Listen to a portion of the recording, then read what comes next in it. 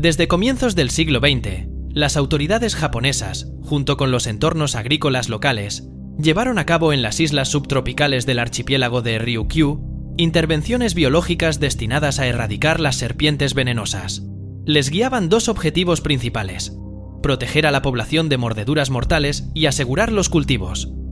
Con este fin se introdujo en las islas una especie no nativa, la mangosta de Java.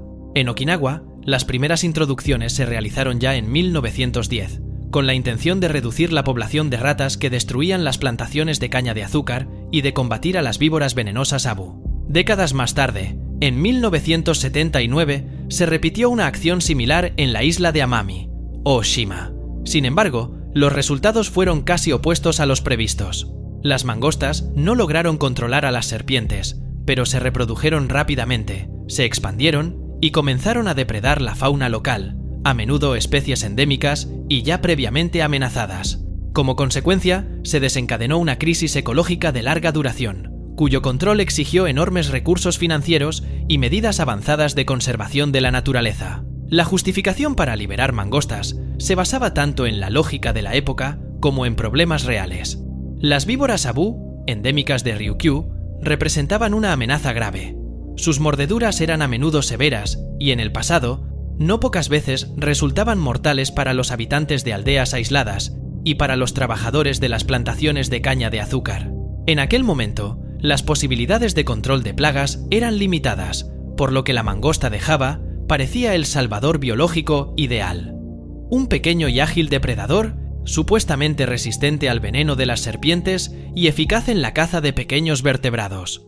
Esta especie ya había sido introducida con éxito, aunque con frecuencia de manera controvertida, en otras regiones tropicales del mundo como exterminadora de ratas, lo que reforzó aún más la decisión de las autoridades japonesas de importarla.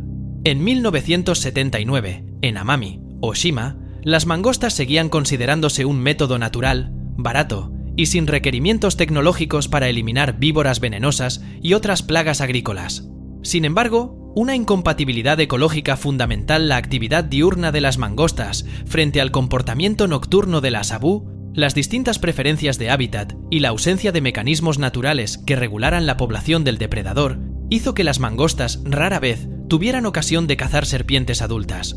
Las mangostas son activas durante el día y están adaptadas a capturar pequeños vertebrados, huevos y reptiles de reducido tamaño en espacios abiertos. Las abu, en cambio, se desplazan principalmente de noche y en microhábitats que dificultan la caza por parte de las mangostas. Como resultado, las introducciones no influyeron de manera significativa en la abundancia de las serpientes. Al mismo tiempo, las islas Ryukyu albergan numerosas especies que evolucionaron durante millones de años sin la presencia de pequeños mamíferos depredadores. Aves que anidan en el suelo, anfibios, reptiles y pequeños mamíferos. La mangosta, como depredador oportunista, comenzó rápidamente a explotar esta base alimentaria fácilmente accesible. El crecimiento de su población provocó una presión depredadora creciente. El consumo de huevos y crías redujo el éxito reproductivo de los endemismos, y las alteraciones en la red trófica afectaron también a la vegetación y a la dinámica de ecosistemas enteros, tanto forestales como agrícolas. Los efectos observados en Amami, Oshima y en otras islas demostraron que una intervención destinada a resolver un problema aparentemente limitado condujo a una pérdida de biodiversidad a gran escala. Una de las especies más amenazadas resultó ser el conejo de Amami, un lagomorfo relicto, a menudo denominado fósil viviente, con un área de distribución extremadamente restringida y sometido a una protección especial en Japón. Las mangostas comenzaron a cazarlo intensamente, lo que desencadenó una grave crisis de conservación. Un destino similar sufrieron las aves que anidan en el suelo y los pequeños reptiles, completamente no adaptados a la presencia de un depredador enérgico y de rápida reproducción. Pronto se hizo evidente que muchas especies endémicas se enfrentaban a la extinción local. También las consecuencias económicas fueron negativas. Las mangostas dañaban los cultivos, atacaban a las aves de corral y paradójicamente agravaban los problemas que se suponía debían resolver. No resulta extraño, por tanto, que las organizaciones internacionales dedicadas a la conservación de la naturaleza comenzaran a clasificar a la mangosta como una de las especies invasoras de mamíferos más perjudiciales de la región.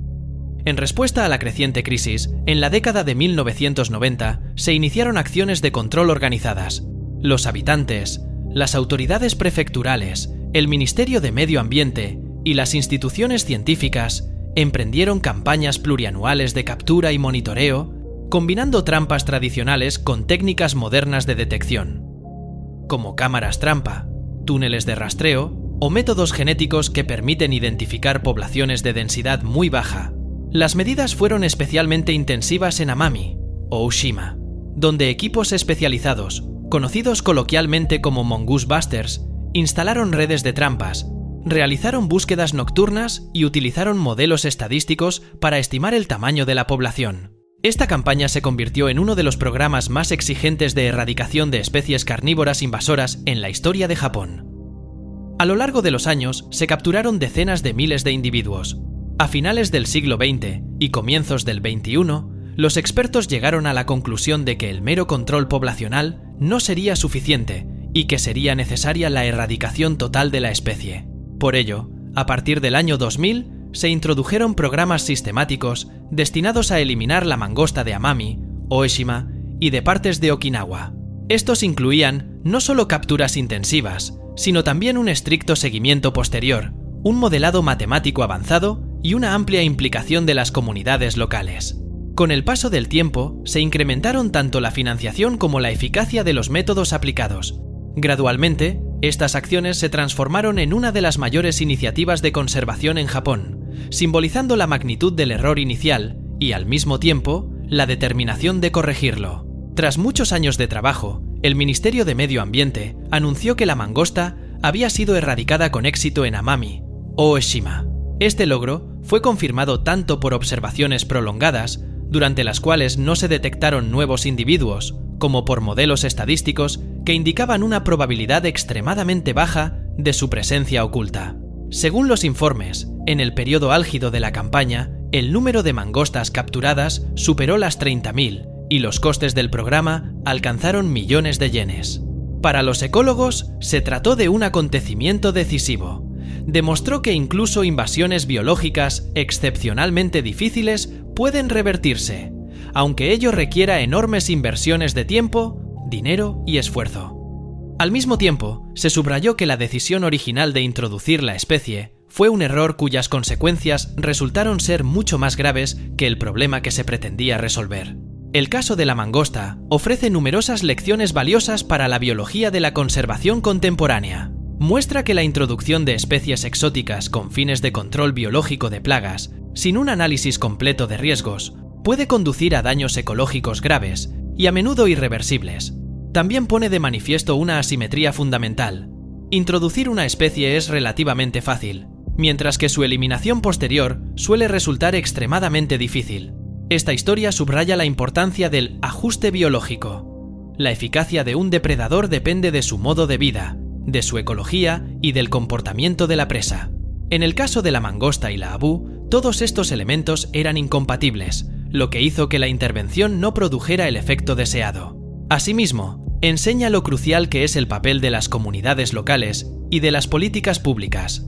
Los programas de conservación a largo plazo solo pueden funcionar cuando van acompañados de cooperación, comunicación y financiación estable. El caso también desmonta narrativas simplificadas sobre el conflicto entre el ser humano y la naturaleza. Las víboras abú son una especie autóctona que cumple una función ecológica clave. Su erradicación total nunca habría sido ni posible ni deseable. Paradójicamente, fue el intento de combatirlas mediante la introducción de un depredador no nativo, lo que condujo a una situación en la que la seguridad humana no mejoró, mientras que la fauna única de las islas sufrió enormes pérdidas. Estas experiencias llevaron a Japón a elaborar nuevas normativas que regulan la introducción de especies exóticas, incluida una ley sobre especies invasoras, y a establecer la obligación de realizar evaluaciones de riesgo ecológico antes de emprender acciones similares. Con el tiempo, también comenzaron a aparecer señales positivas. Tras la eliminación de las mangostas, se observó una mejora en el éxito reproductivo de las aves que anidan en el suelo y un aumento de las poblaciones de algunos pequeños mamíferos. Asimismo, se reforzaron las capacidades de los equipos locales responsables de responder con rapidez a nuevas invasiones biológicas. Las comunidades locales, que en el pasado habían apoyado la introducción de la mangosta, se volvieron más conscientes de los riesgos asociados a la liberación de especies exóticas y ahora respaldan de manera más activa la protección de la naturaleza endémica. Sin embargo, el riesgo no ha desaparecido. Las islas siguen siendo vulnerables a nuevas introducciones accidentales y el miedo a las serpientes venenosas persiste en regiones remotas de Japón. La prevención de catástrofes similares requiere combinar educación, mejora de la atención médica y bioseguridad con alternativas más seguras al control biológico, como una mejor gestión de los hábitats o métodos no destructivos para limitar las poblaciones de roedores.